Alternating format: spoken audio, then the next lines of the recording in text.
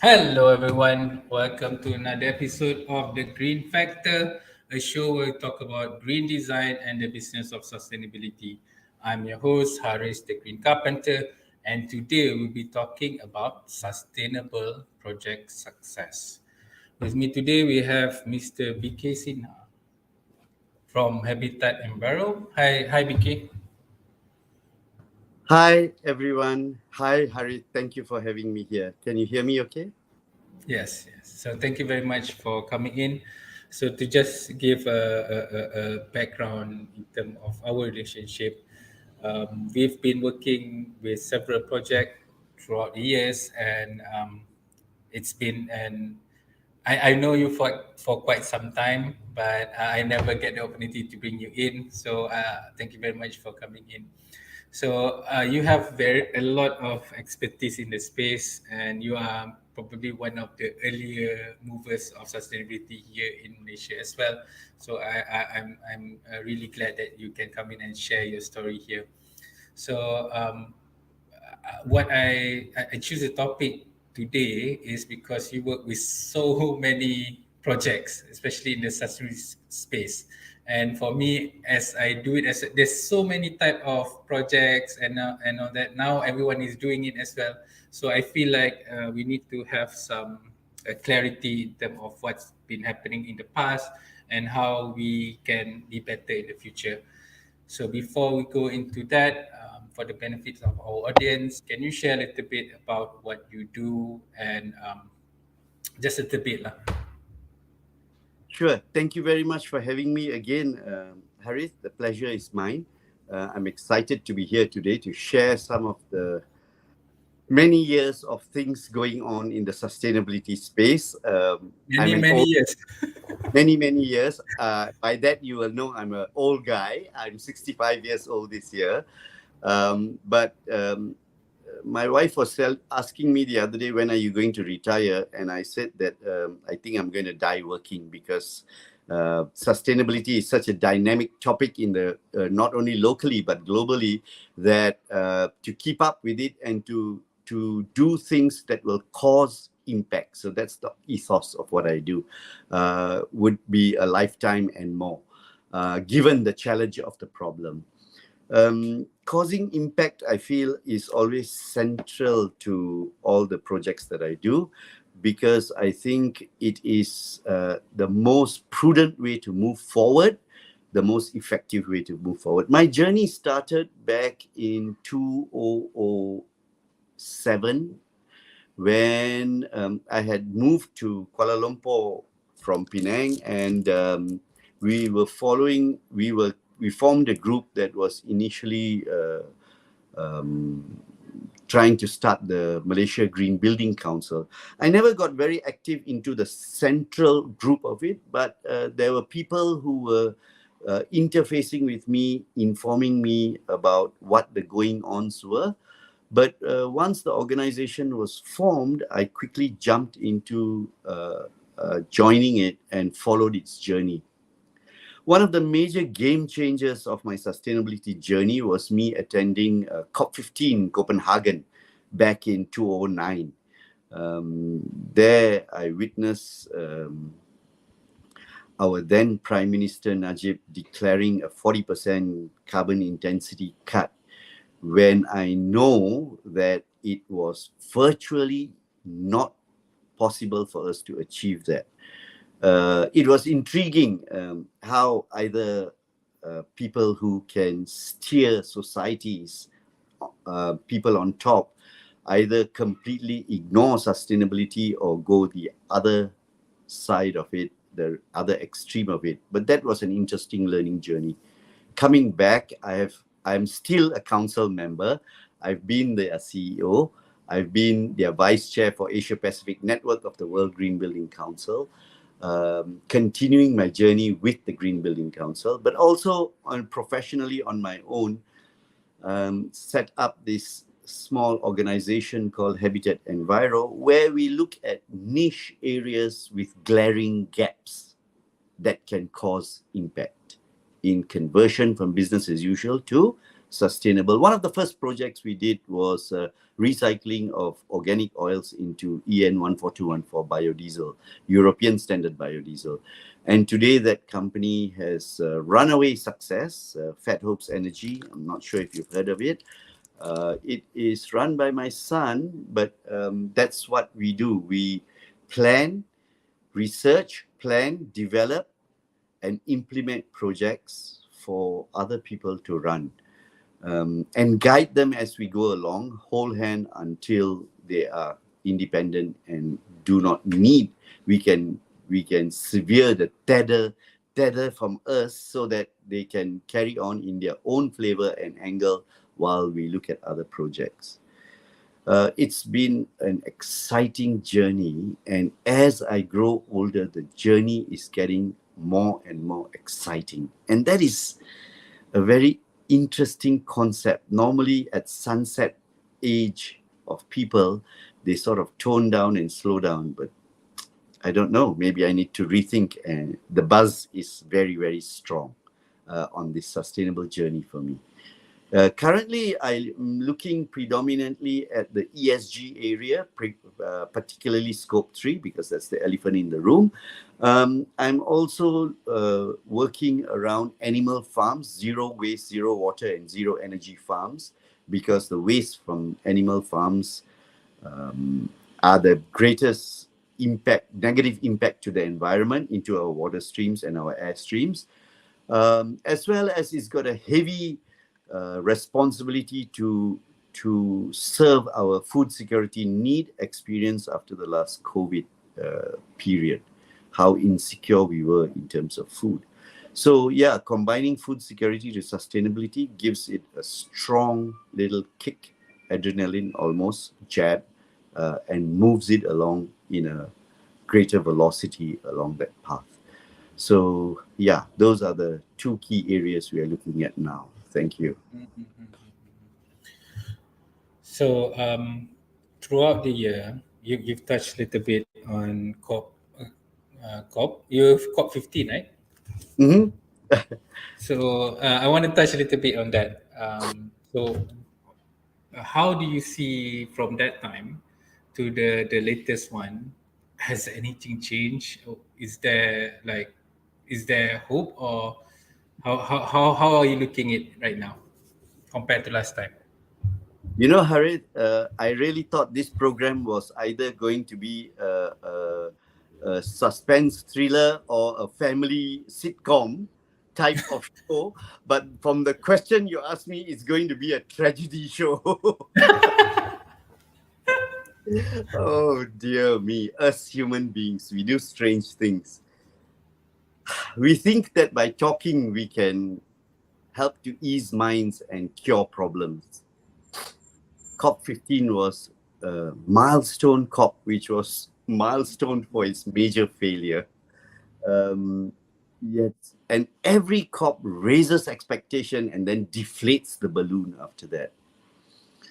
I must say that COP27, with emphasis on loss and damage, has given a really good perspective of doing instead of talking. So over the years, we are distilling more onto, okay, we talk, we got away with it. Next year, we talk again, but we do a little bit and then we get away again. And this shift of looking towards more doing things than talking things is moving along. And as I said, COP27, was it, in Egypt, gave rise to this new area of loss and damage, which speaks about direct compensation for those who are impacted.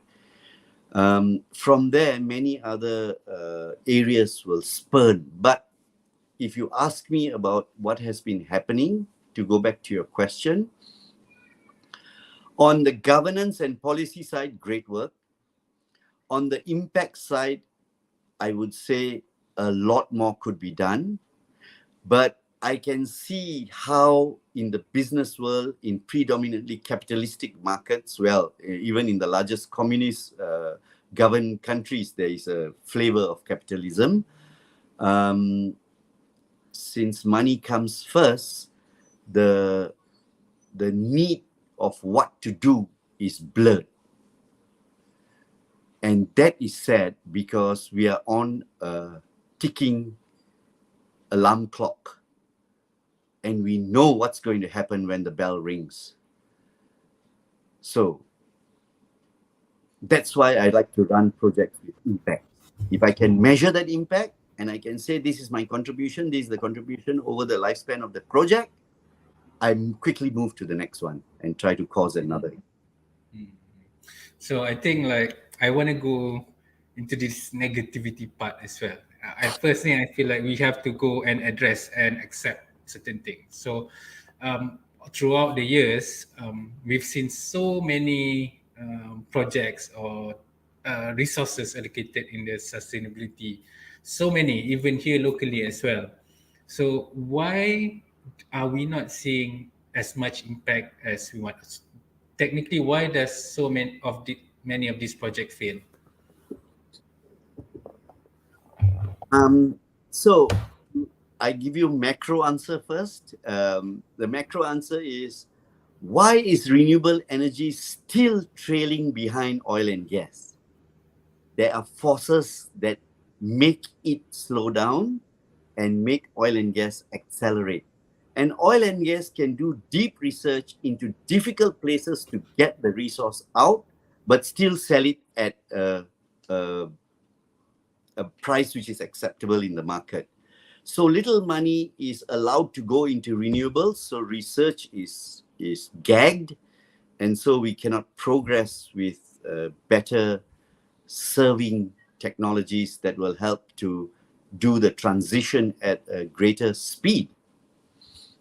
That is the macro. Here in Malaysia, the one thing I must say, which was very, very positive, was an early announcement and deployment of something called the GTFS through the Malaysia Green Tech Corp, the Green Technology Funding Scheme.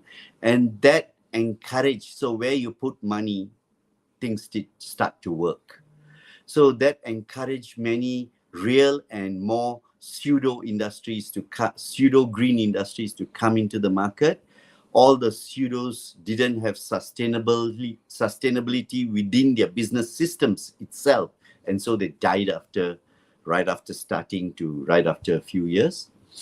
And the ones which are continuing had the right proportion of sustainability within their business systems embedded into it. But I think the ultimate sustainability business system that you can embed into a sustainable business is circularity. I hope I'm making sense here. When you have a closed loop, tightly knit, circular format within your business system, the wheel seems to turn forever. An example of this is where you take the waste from a farm, you produce energy, you use the energy to make feed for the animals, you're buying ingredients, but the power, the electricity is coming from the waste of the farms, and you power up the feed mill and you produce the feed and you sell it back to the farms that produce the waste. As long as they give you their waste, they will need feed. And as long as they eat, they will give you their waste. So it's that tightly knit that it can go to a runaway success. And this sort of gap identification as to where the niche of this can be applied to so that you get strong business models, that ability, that talent to identify those sort of areas is what is lacking. The capacity, I think that should be built.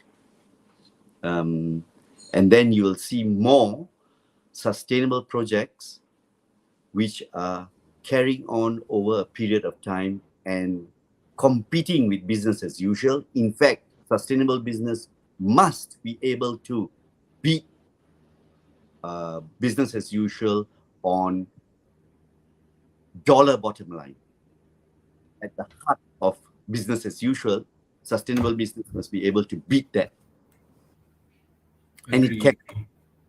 I have got one example and I learned from that example, and I truly believe it can be done to any example, any other areas, whether it is more intense effort or a slightly less intense effort. That's the only difference.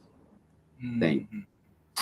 Yeah. So what I can gather from the what you just say, one reason things fail, of course, they are unseen things or uncontrolled that we can't even touch, or it's something that is bigger than us. One, that is one, and then the other one, the people that are doing it, they're just jumping on it, or there's pressure to do it, but they don't do it wholeheartedly. Mm. So this is also one of the reason those companies or project fall. Uh, And Sorry, Harit, just to ah, add, once we can't touch, which are bigger than us, we can't touch, and you are right, but that should not stop us from shouting at them. correct, correct, Thank correct. Understand, understand. So that is where it comes to the next question. Like, we want to see how we can navigate this untouchable, and also there are a lot of things that we can control. Like, for example, our own operation, our own company, our own community, and all that. So we also have some control in whatever we're doing. And then you were saying about circularity. I do agree that, because like when we first started our journey in terms of making the business more sustainable, we adopt the whole circularity in the company. So we don't just look at the material, we look at the glue, the coating, the packaging, the life. Right now, we are seeing that our product that comes out of factory, if the user want to dispose or donate, we can take back, and then it comes full circle, and it's been benefiting us as well. We not on we just to share a little bit like why I'm this thing quite something at the heart, because when I first started doing it is about saving the environment. My industry relates with the forestry, and in 2012 I come across a statistic that Malaysia has the highest rate of deforestation in the world. So I was like, oh, if I want to continue the business, I want it to be in a sustainable way. So that was the initial idea. But after a few years of doing it, we found out there's so much benefit of having sustainability in the middle of the company. We have reduced our costs, improved our margin, new revenue source, and right now we're having a lot of smart talents that wanted to work with us. So these are all not environmental benefit. So now sustainability become a competitive advantage. And I do agree that if you do it in a proper way, you can compete with traditional business. You need to, because you are not an NGO. The cost is aside, but business is business. you. So Yeah, so let's go into controlling that. Or how do we make this kind of project or companies or initiative successful in a way that we can control? yes, very, very. I really appreciate you taking your time and effort to do this sort of programs, because you have hit the nail on the head as to exactly what our business um, uh, scenario in Malaysia needs in order to transform. And this program is a catalyst. You are causing impact, Harith. Congratulations to you. You found the area to drive the arrow through the dragon's heart, as they say. For the to answer your question of getting success, I have some very unconventional approaches, and some people don't tend to agree with me, but that's okay. That brings out more debate and discussions, and it's a good area. One of the areas where I don't fight battles which I know I got no chance of winning.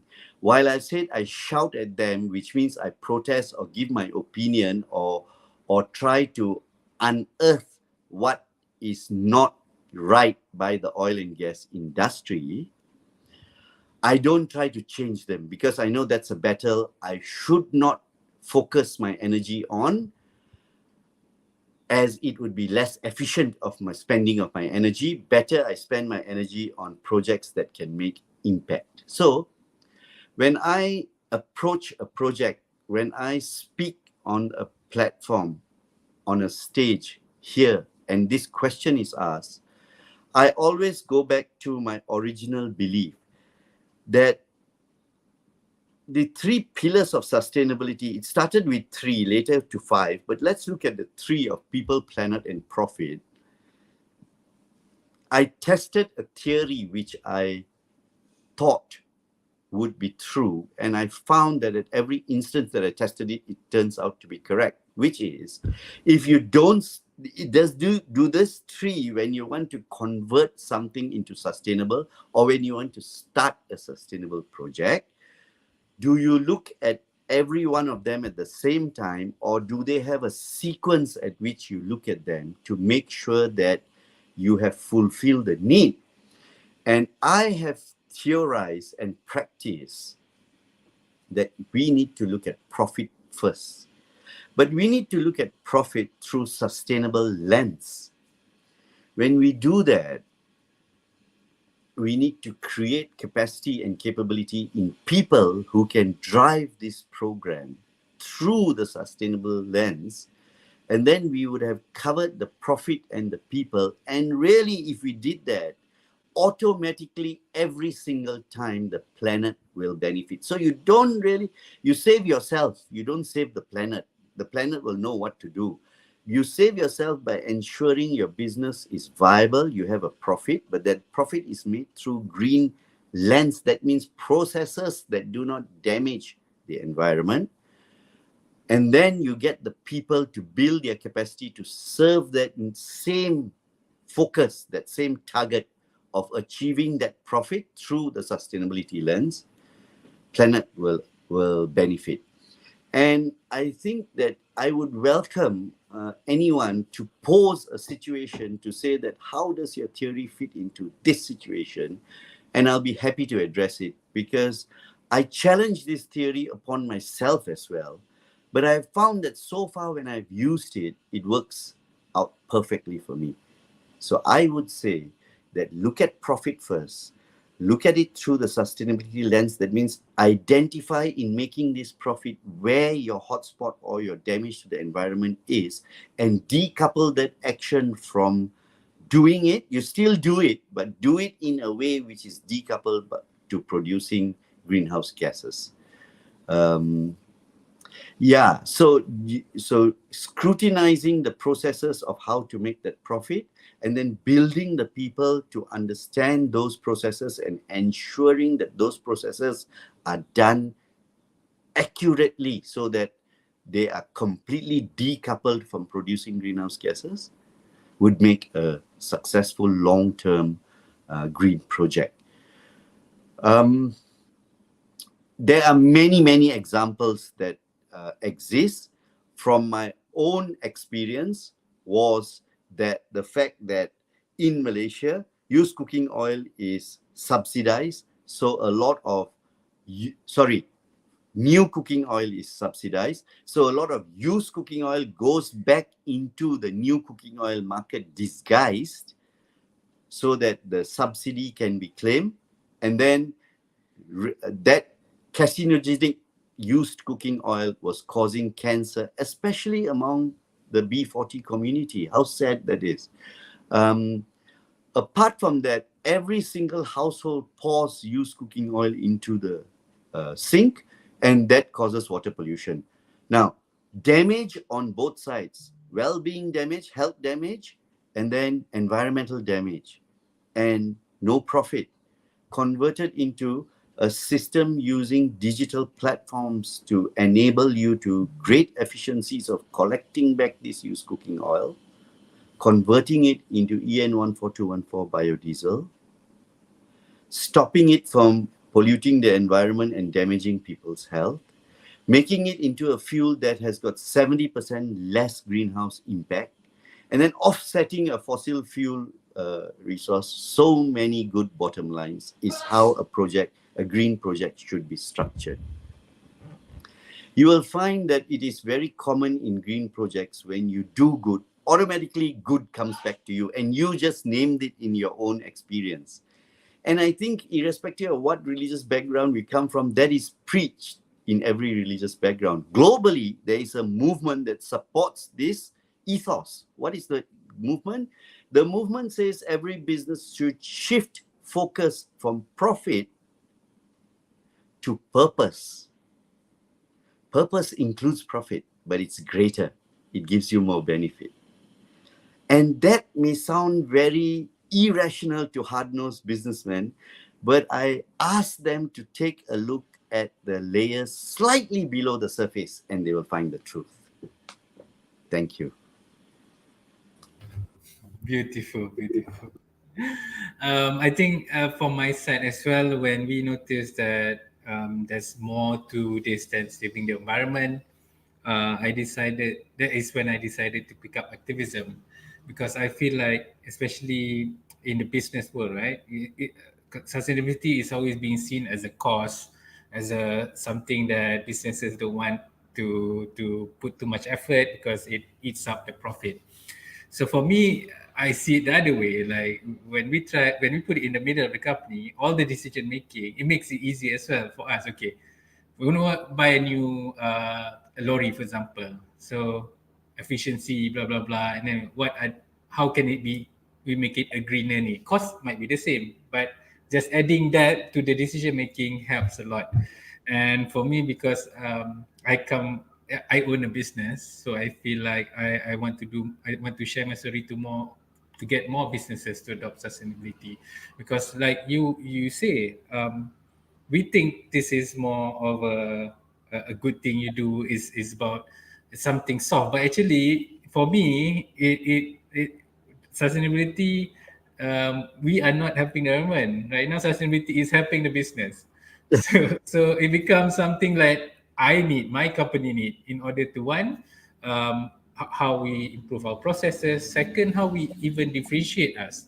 Malaysia is one of the largest exporter of wood products in the world, sending to more than 160 countries. So you can imagine the competition in my industry, and how we used to be like competing with everyone, with focus on price, and also it was always a headache. You don't have space for innovation, for anything. But by Yeah. jumping in the green ocean, suddenly now I don't really need to focus much on the pricing. It's more on the innovation, design, and other things that we can improve, which I see now. This is a tool that should be being given to a lot of current business right now, because we need to stop competing in terms of pricing. And by having sustainability, it gives you another edge of differentiation that can make it. And maybe 10 years ago, it's not something like that. When I start, people don't really care about sustainability, but now everyone talks about it. So I always say, like, if businesses, this is the time for you to jump, because the market is ready. So speaking about that, can we jump on the good things, the positive, right? So what are there's so much opportunity, but in your view in Malaysia, so what are the opportunity in the sustainability space that you are seeing right now? So, taking from what you said just before your question and actually contextually addressing your question, I want to talk about my experience in your business. Okay. So, we were having our annual Asia Pacific Awards for green building. And the committee was at a loss as to what the award should look like. Okay. And what it must be this, that, and the other. And they were going for the normal run of the mill where they give you a something which looks recycled, but it's not. It's commercially produced. It may even contain plastics. So I said to them, have you looked at Green Carpenter and what they do? And so the committee looked at it and said, oh, it's very, very nice, but it's very expensive. So I said, really? Okay. So I said, we are an NGO, Malaysia Green Building Council. So why don't you take budget, you double it, and you ask for a sponsor? And you tell the story of what it is that we are going to give. And within 3 days, we got a sponsor. Okay. Now, when we got a sponsor, the sponsor wanted to know, what am I sponsoring?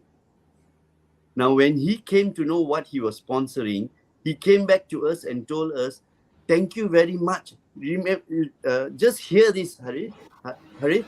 Thank you very much for giving me the opportunity to sponsor, because I've come to know about Green Carpenter. Next time in all my events, I want to go back to Green Carpenter for the awards of my events, Chandramata or whatever it is, so that I can tell the same story you all are telling me today.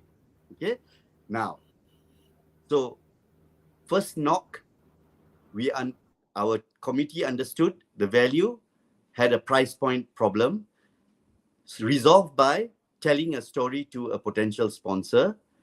Then you get back a good why, your sponsor reaffirming that he also wants to use it. And guess what that did? That gave the committee an idea, and we blasted what we were doing to the 100 odd industry partners, which are companies which we have, and say that if you want to give awards, look at this. And many of them came back and said, thank you, we will certainly consider it. So this is how the wheel turns. I'm not sure if you got any one more cent business as a result of that, but I'm not bothered. What we can do, we can't do 100%, Harith. We can only do our best, and we've done it. Opportunities in the space, as I said, lowest hanging fruit approach always is as good as gold. That's why I say I never try to fight the oil boys, because I know I'm wasting energy. I look at areas, or I'm not saying that everyone should do it, but my approach to it is looking at the used cooking oil, for example. This is causing a problem. How can I convert that into cash? Then I looked at animal farms. This is causing a problem. How can I convert that in cash? And I want to share with you that today I'm involved in training with a public listed company for ESG, but only on scope 3. This public listed company, scope 3 is their vendors, right? These public listed companies have got 5,000 vendors, and they need these vendors to report their scope 1 and scope 2, so that the public listed company can compile scope 3 reporting. Now, the vendors have got no clue, but the vendors come from all kinds of construction related background. Not only that, people who sell flowers are one of their vendors, because they give flowers. People who sell cakes or other food caterers are their vendors. Now, these people have got no clue about ESG. So to entice them to participate in ESG, I involve them by asking, what is your business? And if you did this in your business, you will make more money. And their eyes light up. So you use profit language first. And then you tell them, teach your people how to do this within your company. Don't worry about the environment. It's already benefiting now if you do it. So opportunities for me, I always go for places which are uncharted, and everybody should do that. Because if you go up against a well-established business as usual business, you will be you'll be climbing the steeper side of the mountain. So if you go to someone who is illegally recycling used cooking oil, you got a very good chance of success. If you go to farms that are illegally throwing their animal waste into the river, you got a very good chance of success.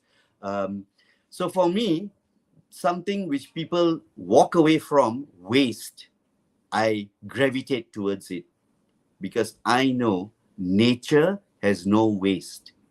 And every waste, one man's meat is one man's meat. Sorry, what is it? One man's poison is another man's Trash. meat. Yeah. Or So, one man's trash yeah, is another one's yeah. treasure. Treasure. That's right. So by creating this word waste, we have already stuck a great bad stigma on it. So waste is one area. The second area I feel is that the realization that we buy coal and gas powered energy, and we are throwing away something which can be created into energy, is a message that I always push out there. How viable will it be to convert your trash into energy? What system will you use? All that kemudian, later. First, we realize what we are doing, because we don't know what we don't know. Now we know what we don't know. Okay? And it starts from there. And I can tell you right now, opportunities are going to explode into the market, because financial markets are looking at sustainability linked products. So the first thing to do for any aspiring green businesses is to chart our financial terrain in Malaysia. And there are only few banks, and I can tell you, and I'm not advertising for them, this is through personal experience. There is CIMB number 1, Maybank number 2, UOB, OCBC, and Bank Pembangunan. You go to these 5 people and you say, I want to do a green business. If you don't know what opportunity to do, go to Malaysia Green Tech Corporation. They are government-owned company. They have a subsidiary called GTMA, Green Tech Malaysia Alliance. And this alliance will hold hand with you, joint venture with you, ask for very small equity or shareholding, like 5 or 10% or 12% or something like that, insignificant to the big story, and tell you that these are some of the ideas which never manifested. Would you like to look at them? So from giving ideas to how to do the business and where to get the financing, when I first started, I was like a lame duck on crutches. Today, it's really a spaceship that's waiting to be taking off, because every infrastructure has been built around you to serve you. So it's getting better by the day. Awesome. So we started off on a negative note. So now this is where the hope, the positivity, and come in. And just to add to your point, like what I understand from what you're saying, first is the identifying a problem to solve, and second, it also involved with the gap. On one of the things that I noticed that right now, what a lot of the things we do is also serving the gap on niche. Last time when I do um, furniture for cafes and all that, everyone else is doing it. I saw a gap, which is all the cafes that I work with, they buy their chopping board, serving board, mostly from either Indonesia or Thailand. Because at that time, there's not many local companies are doing it. So I started doing it, and it does well because a lot of them want local company because the corporates, they have the local requirements and all that. So we capitalize on that. But after a while, there's a lot of people coming in the space doing the same thing, and then we shift to another part, which is more of the giftings and all that. So it's always about identifying, and you cannot stay still because people will come after your market. So that is why you need to always keep on improving yourself and finding opportunities. So with that, I think we are nearing the end of the show. So I want to, my last question is about you in terms of how you are seeing the future and what you are planning to do as well. Yes, the future's so bright, I got to wear shades. As a singer used in his song before some time ago. The biggest milestone which has excited me is the announcement of the voluntary carbon market by Bursa. It was announced on the 9th of December. I will never forget that date for the rest of my life. And they start trading mid-March. Yes, they do start trading with foreign carbon credits, but that is a stopgap interim measure, which means a whole new bright spectrum of how to harvest local carbon credits by converting services and products into low carbon, getting it certified, and placing that credit onto the market. Now that we have a platform where we can trade it, we don't need to rely on expensive foreign consultants and place them in international standard market. We are also very robust market because third party endorsed by Vera, and Vera is one of the foremost in the world. Irrespective of what people say about them, they are number one. So credibility on the quality and robustness of the credit will not be a question. Capacity of how to create credits, how to mitigate, how to consider additionality. I wish I had more time to explain all this, which I'm glad you will. But getting through the pathway and coming out with a credit is what capacity should be built now, and it will serve our future. So you see, one instrument like a credit can apply to many thousands of types of businesses. It's an enabler, it's an accelerator. And so I'm very, very excited about it. Any business should be able to produce a credit.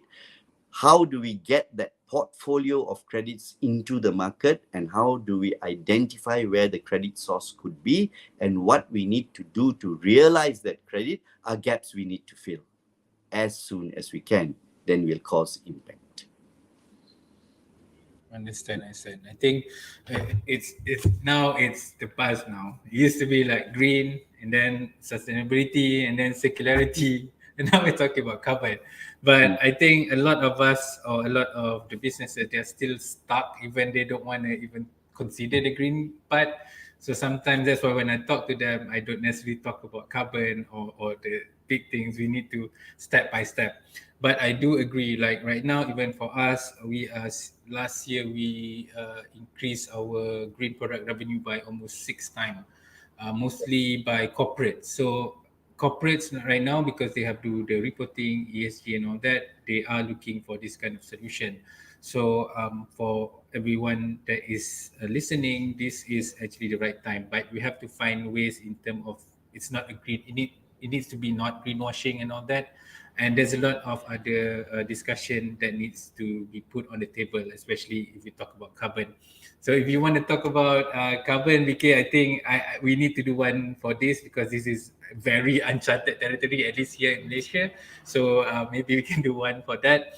But as of now, we are at the show. Thank you very much, BK, for spending your time. For the audience, if you find this session helpful, share with your friends. Um, See you next week. And as always, have a green week ahead. Bye bye, guys.